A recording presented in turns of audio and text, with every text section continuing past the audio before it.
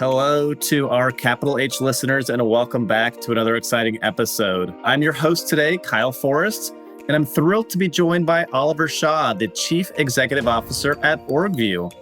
Oliver is going to share his experience today around a number of topics, inclusive of how organizations can harness workforce data to really enhance and drive their workforce strategies tied to business outcomes. So let's dig in. Oliver, thrilled to have you here on the Capital H podcast. Would love if you could just start by introducing yourself to our listeners. I know you've been the CEO at Orgvue not too far from 2 years now, but why don't you share a little bit about some of the things that you've been prioritizing in your 2 years in role to date? Thank you, Kyle, and thank you for having me. It's great to be part of your podcast, and we're really excited to talk about some of the things we're doing. The thing I've been looking for since my dissertation, through my time in call centers, into what I experienced in the CHRO office, for me, Orgvue is many things, but for me, it sits in this gap between a rigid ERP that's talking about FTE, for example, full-time equivalent as a cost-based measure, and a people-based solution, which is bringing the contract to life in real terms. And then somewhere in between, we have to go through roles and positions and changes and the budget and the FTE. And Orgvue gives the ability to sit in the middle of that and do it outside of line of business original rigid process control and really get that understanding. And whilst the key way that we support teams is when they're in a transformation and they have to design the org, actually, there are all sorts of user cases that come off that. Well, Oliver, thanks for sharing that, because I think if you were to then reflect on the last 2 years being CEO at Orgvue, it's actually coincided with this incredible moment for data, right? Because I think the whole AI automation emphasis out of the market right now, it very quickly became a realization that if you don't have the data or you don't have the clean data, the AI spend is not going to return an ROI, right? So what are some of the market trends that you've seen in your role as CEO as you've engaged with your customer base or other organizations out of the market that are some of those really critical business trends that you think is important in acknowledging that power of data today? So I think the interesting thing to start with is to say, well, what do I think those macro trends are from a workforce perspective? And for me, there are broadly four. So the first one is, and it's one that everybody, I think we would all include in this message, is it feels like before 2015, people experienced about 2 changes in a 3-year period. And now it's 9 or 10. And I don't know what it feels like to you on a personal level, but to me, it doesn't feel like that's slowing down. If anything, that feels like that's accelerating. And this can be everything from your personal experiences through to geopolitical changes, to the way in which that affects your business, to the way in which you retool your business. And we're all a bit tired, actually. So that hasn't ended up yet in a stronger competency to manage change. That's actually come up to a point where people are going, I'm a bit worn out, I'm a bit fatigued by this. I could do with an ability just to stop and take a breath. And one of the things that I would say is we used to think that we lived in a world that went from business as usual to change. Now we're just in a world that's about change. And so that's a huge mindset shift for us. And I just don't see that changing. And some of that's really good. And some of that's, frankly, a bit scary from time to time. Now, the second thing then is about some real things that we need to think about, which is combined to the way in which work will change. The first one is demographics. There's 2 parts to it. One is that we have a demographic reversal. So therefore, talent is going to be more dispersed. It's going to be more difficult to get hold of it. But also that talent doesn't behave in the same way. And so there are 2 parts of that.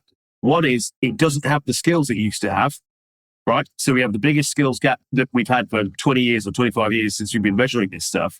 But it also doesn't have the same sort of workforce participation. So what you get from a Gen Z and what they want, but also how they want to work, is different from your boomers that are in your retirement pool at the moment. So we have to think about how that affects what we do, but we don't have a choice to engage with it because we don't have enough of them to go around, if that makes sense. Right. And then the final bit is the AI transformation, which is how are we going to go through that? So we're at the deep, dark night of the innovator, but there are some amazing things happening under the surface. And we tend to think about that frothy chat GPT stuff, but what's happening under the surface? I was asked a question by a journalist the other day, which was, but it can't do complex things. And I'm like, what, like design a new antibiotic or land a spaceship or create a new protein, like all amazing and complex things. The big issue is it's about tasks, not jobs. And so it means that we have to redesign the way in which we're going to work and how work works. And if you're a manager, you've got to think about how you manage AI as a colleague. And so that might not be coaching and so on, but that might be the KPIs, the learning, the feedback, the support, because you still need that. So look, quite a wide range of things there, not necessarily data specific, but I will say this. I think the biggest barrier to AI adoption in enterprises will be the fragmented nature of enterprise data architecture. And so if you look at people who have made the biggest process, so if you take Klarna as the poster child of process automation and using AI to take over key tasks, they're a new business on a new tech stack without differentiated or fragmented data. It's going to be more difficult. If you take a 100-year-old bank, it's going to be really hard for them to do it, where they're probably still parts of their system is resulted on a 1970s, what do they used to call that, whatever that code was, mainframe, and all the way through Windows to whatever we're doing in the cloud now. That's going to be really tricky. Well, Oliver, there's a couple of different things I want to kind of follow on with what you just shared. First, I'll go back to your starting point around just the volume of change and the increased pace of change, and almost the fact that employees, managers, leaders, even just in your personal life, you might be living through continuous change, which is very different from what it used to be. And people are tired. And I know within the last month, you spoke about the fact that there's still 70% of transformations are failing, right? Which from your dissertation with a paper that was 40 years old, 30 years later, we're still talking about it. Can you share some of the highlights from that recent talk that you had around where you see organizations successfully dealing with transformation? Yeah, and it's a great question, Carl. And this is evolving for us because we're talking to clients and we're seeing best practice and we're seeing some different things. And undeniably, this stuff's really hard. And what we tend to do is we tend to focus on change management as being the way I'll deal with this. But actually, like any big project, it comes down to how do you prepare for it and how do you know this is the right change and how do you manage that through? Now, one of the things that's really unique about people change is that in other situations where we conceive of a system implementation, I'm building a big highway, whatever it happens to be, a big complex project, it's relatively binary. I started with a field and I ended up with a house. Like, you can see the change. The thing about people change is your organization's changing all the time. So one of my clients talks about organizational change as it's like getting a haircut. You get your haircut, then you walk out the salon and you think you look amazing. And 3 weeks later, you look like you've walked straight out of the jungle, right? And that's because it's organic and it's moving all the time. So to a degree, most people change. The Fortune 100 last year grew 169,000 people, took out 329,000 people. I don't know what the fraction of their employee base is, but it's small. That is small, right? 5%, 3%. Just organically, those businesses would have churned over 15% of people and 9% of people would have moved roles. So all of that change was micro, right? That was, I'm replacing a guy in my team and you're hiring somebody in your team and this guy over here needs 3 people that do this. And none of that would have come into the change, right? So the people that we see doing this the best way are the people that are saying all of the change is intentional. We're going to understand their baseline. We're going to know how it's moving. We're going to understand what choices we're making. And when we think about people change, we're going to think about it in the dimension of how does it fit into all of this? Whereas often what we're doing is it's what fits on top of that. And because we do that, we become a hostage to fortune. Because actually, we're taking a small slice of a very big thing that's moving a lot. And so what that does is it means we might start in the wrong place. We might have the wrong design. Our baseline might not be right. It's changed before we implement it. It changes after we implement it. We don't track it. Those are all the reasons that transformation fails, right? And it all comes down to there's this big thing doing stuff. And if you don't understand that, you're going to get into a load of trouble. Now, here's the doozy, right? I've got 2 beautiful things for you, but the doozy is Bloomberg wrote an article in August, which was about the cost of transformation. If you take that through into a model, and we built a little model of what that might look like, and what that says is if you take a traditional reduction in force, back to the article I was talking about before that you opened with, real example with real data, the dollar you save in year will cost you $1.50 next year. Wow. So you're basically spending money, or you're spending money to save some money to actually lose more money down the line. Yeah, I shouldn't be laughing because it's terrible. But it's sort of like, why don't we see that? We don't see that because the costs come after the event. So we go, I achieved what I said I was going to achieve. I told the market I was going to do a thing. I did it. There it is, or whatever you did. And actually, next year we've rebased, we're in a new budget, and I don't see those costs come in. But what do they affect? They affect efficiency, customer centricity, innovation, talent, a lot of really important things. Yeah. And I mean, I think to your point, right? It is all of that people change that might not be as tangible to see, like your example of, all right, here's a field. Now I've constructed a house. I can see it. Well, if you're on a team and some negative change impact occurs, you don't see what does that do to employee happiness, right? Or worker trust, right? Or those things that lead to hidden costs down the line that are now impacting the business in a negative fashion. But we know it, right? So we know it because it repeatedly comes up in terms of engagement as being a problem. And we know that engagement is key to business performance. So these are not secret things. And so what do you do? So if you're going to do it differently, what can you do? Well, the interesting thing is if your churn, if your natural attrition is an average of 15% in most studies, probably 6 to 9% of internal churn, most big transformations are less than 5% of the business, sometimes a lot smaller than that. So if you think about that, and you take the 15% because it's an easy number, if you use a third of that number, so that means 4 to 5 months of a transactional year, you can do the same work that you're doing within that envelope. And so what you do is you hire intentionally, you design the jobs, you change the rules around how you're going to hire, you make sure you're putting talent in the right places, you're going to upset some managers, but what you're not going to do is upset the engagement of your people on the ground floor. Which is the majority of the workforce. Yeah, real life example, right? So this is going back a few years. I call it the iceberg moment, right? Bang, we've hit an iceberg. We have to do something. You can't stop that. But what you shouldn't do is use that technique on every change. So a couple of years ago, I was working as a divisional chief exec. Group chief exec says, look, business is behind Q1. We're going into Q2. We need to start thinking about what we're going to do. And as we progress through Q2, he says, I'm not missing the earnings. We need to take out cost. So I went to my team and I said, right, we're growing at 20% top line, 30% bottom line. I don't want to mess that up. So we can't do anything that's going to cause that to hit the buffers. So what we did was create some rules about how we would replace roles. They had to be revenue generating in year. They couldn't be investment spend. They needed to be in the right places, the right roles. And having agreed the rules, we said, right, what does that do to our attrition replacement over the next 6-9 months? And we could see how that saving was going to be generated through that. Now, obviously, we went back into our exco and they're looking at me going, yeah, but you haven't actually delivered savings yet. I'm like, no, but we have a system that will deliver savings. This is what it's going to do. So month 2, obviously, was quite a series of one-dimensional questions. Month 3, it's a bit better. Month 4, now the savings are starting to come through.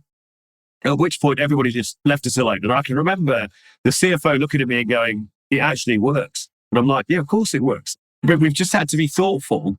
Now, what's the consequence? The consequence is I've got some middle managers going, I haven't got enough people. But what I haven't got is 1,000 people that work for me going, my mate's just been fired. I'm really sad. I might go down the road. I think I'm next.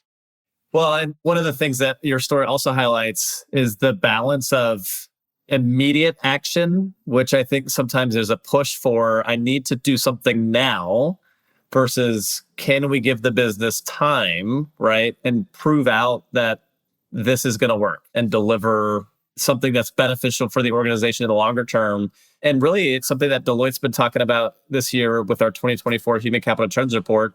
You're balancing both the human outcomes, less disruption to the workforce at large, and the business outcome. And by keeping both those things in mind at the same time versus over-rotating on just the business outcome or just the human outcome, you actually do better for both.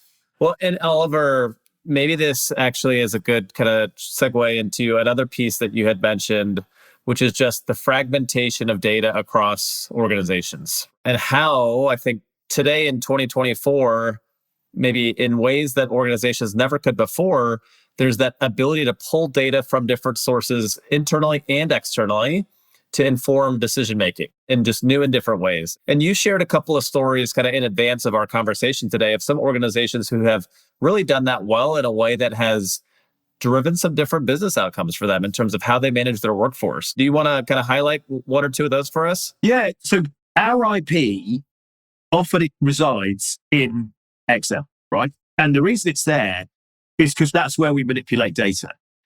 So the first thing is that tools like Orgvue and others allow you to move that to another place. And to do that, therefore, where you start thinking about the structure of that data and how it connects together. And as we think about Orgvue, we think about Orgvue as a system of design, right? It's not a line of business solution. It's not trying to get people paid or measure the general ledger or any of that stuff. It's not transactional. This is about creating a space. And because we create that space, that allows us to bring things together. So first of all, what's the first problem? I've got 3 different HRIS systems. I've got some information on payroll. Contractors are in another place. I've got some financial information, which is on a slightly different basis. Great. So we can connect that up and we can start thinking about how that might be useful when it works together. But then there are new sets of data which are granular and you're able to categorize and bring together, but at the moment, really difficult to use. So I'm sure this is something you and your teams have experienced, which is, well, how do I use skills data? So now I've got it. How do I actually use that? I might be able to use that a bit with my ATS. I might be able to use that a bit with my talent marketplace. But how do I make that really core? Well, the answer is it's really hard. And you probably try and do it in a spreadsheet. But in Orgvue, you can start bringing that data in, right? And it can enrich the picture that you've got. And so now you can start doing some other stuff. You can start bringing in some external information, which could be as basic as, let's bring in a publicly available job taxonomy, McKinsey management schema, stuff like that. And I can start looking at that and saying, well, what does that mean in terms of the automation risk of different employee sets or role families in clusters in my business? You could then do the next thing, which is start thinking about, well, if it's got to be a change, or if I've got to think about investing in a new area, how do I bring in the third dimension of external data? So labor market information, and how does that play in? And so suddenly you start to get sort of a 3-dimensional picture of what's happening in your organization. So imagine you go, all right, where have I got risk of automation? And it says, I'm going to make something up, but your payroll clerks can be automated now. And you go, all right, okay, so I've got to move 2,000 people out of that bucket. I've now got a role grid, which tells me that actually, I don't know, general ledger clerk and goods in clerk are a bit like payroll clerks. And they're really quite close. And actually, I need some. So now I've got an ability to think about where they may go. And I understand what the skills gap might be between my payroll clerk and these other roles that I've identified. And I can put a price on this because I can look at labor market data and say, how hard would it be for me to replace these people if I just decided to do a reduction in force and get rid of them?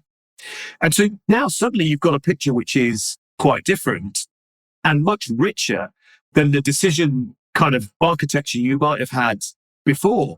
And we've just done some research with CEOs, right? And so 1,000 CEOs across organizations with more than 1,000 people, 60% of them say that transformation decisions are based on emotional decisions. Which you would hope as a C-suite, as a CEO leader, you're using data, right? So UK supermarket gone through tons of masses of change over the last 7 or 8 years. Some of it iceberg moment stuff. So they'd overstated reporting to the market bluntly. So lots of change that was enforced on them. And we've got the same problem in the UK at the moment with another supermarket that was bought by private equity. It's a similar sort of thing. They've got all these problems. So their second challenge is, though, that they're also facing digitalization. So orders are going online. They can't carry on as they are. So about 4 years ago, suddenly all this noise stopped. And what happened? Well, what happened was they decided that redundancy or reduction in force was no longer a tool in transformation, and that they had enough movement in the business to be able to move people around. That meant changing the fundamental job architecture, right? So let's say you brought in a new food concession, but let's say you started a chicken rotisserie piece. And so in the old days, they hired a chicken rotisserie counter operator, right? Now they just hire somebody into the store that also has that skill. Because before, if that didn't work and they got rid of all the rotisseries, they've now got to make all the rotisserie operators redundant and go through a consultation and fight with the union and being in a big punch-up. So the first thing was, let's simplify what people do into 5 or 6 groups so that it isn't such a big deal. Then the second thing we do is we look at this movement in our organization and we do everything in an intentional way with enough time. We panic early so that we can move people around. So they introduced a new IT system. That meant they didn't need distributed payroll administrators. An example I just used, quite a big number of people And I don't know if you know, but as a payroll provider in the past, I do know, payroll administrators are really powerful people because if anything goes wrong with your pay, that's where you go first.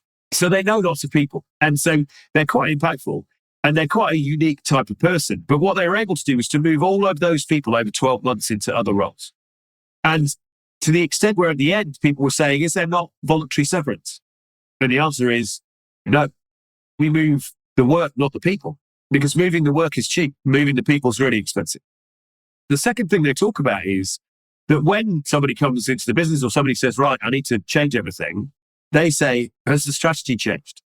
And the answer comes back going, no, I just think it's a better way of working. Well, no, stop. Because if the strategy hasn't changed, then we're not just doing this stuff piecemeal. It needs to go through the right process. I think topping this all off for these organizations that I think are at the very top of the maturity curve around this stuff is they're now saying, and the next thing I need is the skills and the labor market information to be able to round out the whole picture of what we've got. And so what does that look like? That means, where have I got talent risk? Where's it going to be difficult to replace? When I'm making a change in my organization, who do I need to look after across the board? And what does that really mean? And who do I need to not worry about as I make that change? So you end up, as I say, with just this really rich seam of data that today would all be based on gut feel. Yeah. Well, Oliver, what I think is pretty powerful about the story you just shared is if you take that as an example and then look forward, you see many countries around the world where populations have started to plateau or even decline. And so if you think about an organization, there might be organizations in some countries where they're at their peak workforce today for in-country population, because from going forward, you're just continuing to compete for an increasingly smaller labor pool. And so you're better served to be intentional with the workforce you have now and moving them around within the business versus going through a painful exercise that results in some reductions and then trying to recompete in the external market. I know there's been a lot of conversation, especially in the last 2-3 years, around the employee-employer contract and where has the power dynamic shifted and what does that mean? And in all of that, there hasn't been quite the same conversation around renewing that investment and making it truly almost like a partnership and a collaboration, right? It's been power dynamic conversations versus we're in it together. Well, so about, I can't remember, late 90s, I think this guy wrote a book called The Clover Organization. He was called Charles Handy. He was a UK-based kind of employment psychology and work philosopher. And what he imagined, which at different times I've kind of rejected, like, well, stupid idea, don't think that's going to happen, is he talked about the Clover Organization. And in the Clover Organization, and Mitzberg talks a bit about this, but in the Clover Organization, he's got the people you really need, which is the high value, high skill IP workers. Then you have the professionals, which are your lawyers, your accountants, your independently certified people. And then you've got your contingent labor, if you like, which are the people that could be contracted in, that could be outsourced, that could work for you, but you don't necessarily think that there's a value in them being connected to your brand. And one of the things I think I think that's what's happening. I think that exists. And so the power of different groups is not equal. And so when you do the power dynamic question, I actually think the IP workers do well. This is your 42% of graduates working from home or hybrid working, being given free breakfasts, all this kind of stuff. But actually then when you look at perhaps the more contingent workforce, if you like, we know that low wages haven't moved on. We know that there's a difficulty for people that are outside of your graduate populations moving their careers on and so on. And to an extent, we know that there's a risk to some of our professional infrastructure from AI and automation. So now I kind of go, well, actually, it pretty much looks like some of what Charles Handy said was true. So how do people start to behave? Well, they start to behave in a way that says, well, I've got no relationship with you at all. So I don't want to be there all the time. And I want to choose how I work, for what rate, at what time, doing what work. So actually, I think the career potentially you and I have, where we've worked in large organizations, we have a monthly salary associated with a company, if you like, that probably may not be, well, careful I'll say this in public, but that may not be the normal relationship with work.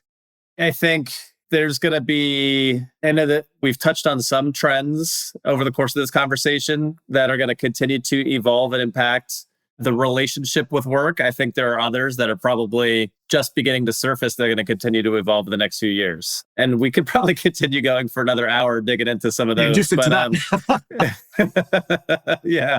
But Oliver, I think maybe final question for you. You referenced your CEO survey. You speak with CEOs all the time, and you yourself being a CEO, if you were kind of giving someone, let's say a leader, a piece of advice, right? Knowing that there is this ever increasing wealth of data in the world, external, internal, different systems that it sits in. What's a potential place for someone to start on the journey, right? To get to that point where they are making more business decisions based on data versus emotion, and in so doing, driving better business outcomes. So for me, the tool that I was trained on years ago that made me change from gut feel into something else was a method we were taught about to move assessments to assertions. So how do I go from thinking it's true to knowing whether it's true? And so it's very simple. There's no magic to this. It's not some hugely unique or scary thing. It's like, okay, so what do I need to believe? So I need a hypothesis. So I think this, I need a hypothesis. So how do I test that? And you test it with data that's available. So you start with, well, what could I already get that will tell me what's happening? And sometimes we spend a lot of time in business, and I've seen this, where people go, technology is the answer. So if I get some technology, then that will help me solve this, and then I'll have the data. No, you'll have some data. You will be able to find some things out. And you don't need all of it to be able to prove this out. And it doesn't matter if you're wrong. So if you get some and it suggests this outcome, then move down that line. And funnily enough, you'll find out whether that's replicated or whether that continues. And so actually, trying to put a number on anything that you see, it's a true story. So I don't think as a new leader, I would say to a new leader, I hear CEOs doing it all the time, but that thing where you go, does that mean this? Does that now mean this? The other thing I'd say is, and what's the next question? So the so what? So when you've learned a thing, what are you going to do with it? Because if you don't do anything with it, what was the point? So what insight, get the insight, understand if it's an assertion assessment, move it to an assertion, fine. And now, so what? Awesome. Well, Oliver, I just want to say thank you for the time that you've given us. And maybe actually your final comment is something I will leave to our Capital H listeners, which is you will have heard some insights from Oliver today. The question to you all as listeners is, what are you going to do with it now, right? What is that so what that you're going to take forward next, right? And so thank you, listeners, for tuning into this episode of Capital H. And again, a big thank you to Oliver Shaw, the CEO of Orgvue, for coming to share his insights on the market, his career journey, how to consider moving from some emotional decisions to using facts and data to drive those. If you enjoyed this episode, make sure to subscribe and join us next time for more discussions on the future of work and topics out there in the business and human capital landscape. Until then, I'm Kyle Forrest, your host for today. Stay curious, folks. And thank you again, Oliver. Thank you. This podcast is produced by Deloitte. The views and opinions expressed by podcast speakers and guests are solely their own and do not reflect the opinions of Deloitte. This podcast provides general information only and is not intended to constitute advice or services of any kind. For additional information about Deloitte, please go to deloitte.com/about.